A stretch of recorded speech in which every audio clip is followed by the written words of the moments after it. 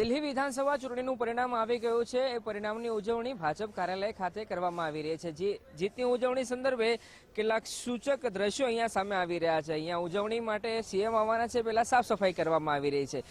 Interesting વસ્તુ એ છે કે ભાજપે આમ આદમી પાર્ટીના ઝાડુ વડે એમની જ સાફ સફાઈ કરી નાખી દિલ્હીમાં, અને બીજી તરફ અહીંયા ઉજવણી સંદર્ભે ખુશીનો માહોલ છે એટલે સાફ સફાઈ કરવામાં આવી રહી છે। શ્રદ્ધાબેન મારી સાથે છે, ભાજપના પ્રવક્તા, એમની સાથે વાત કરીએ।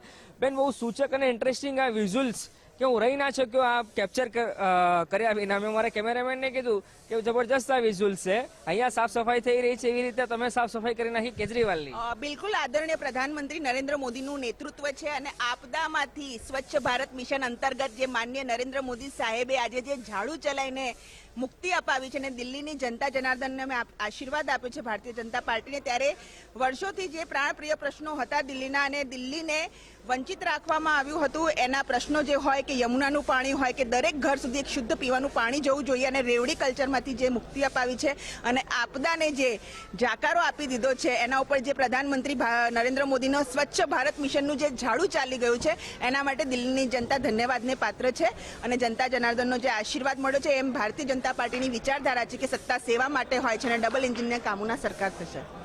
પણ જબરજસ્ત રીતે અહીંયા બી જોરદાર સફાઈ થઈ રહી છે, આમ એની સ્પીડ ખતરનાક છે બેન। અહીંયા પણ આ એ જ જગ્યા છે જ્યાં આવીને આમ આદમી પાર્ટીના ગુજરાતના ઇકાઈએ માનનીય પ્રધાનમંત્રી નરેન્દ્ર મોદી વિરુદ્ધ જે શબ્દો ઉચ્ચાર્યા હતા, અને એ જ કહી લઉં છું એ લોકોને કે અત્યારે સોશિયલ મીડિયામાં જઈને જેટલું ટ્રોલ કરવું હોય મારા વક્તવ્ય નીચે કરજો, પણ આ જ દશા તમારી છે। આપ જોઈ રહ્યા છો, ખૂબ ઇન્ટરેસ્ટિંગ વિઝ્યુઅલ્સ અહીંયા ભાજપ કુબા કાર્યાલય ખાતે જોવા મળી રહ્યા છે। સાફ સફાઈ કરવામાં આવી રહી છે, સફાઈ કર્મીઓ અહીંયા સાફ કરી રહ્યા છે। બસ આ જ પ્રકારે ભાજપે દિલ્હીમાં આમ આદમી પાર્ટીની સાફ સફાઈ કરી હોવાનું ભાજપના પ્રવક્તા છે તે કહી રહ્યા છે। કેમેરા પર્સન અંકિત દવે સાથે અર્પિત દરજી, ગુજરાત ફર્સ્ટ, અમદાવાદ, ગાંધીનગર।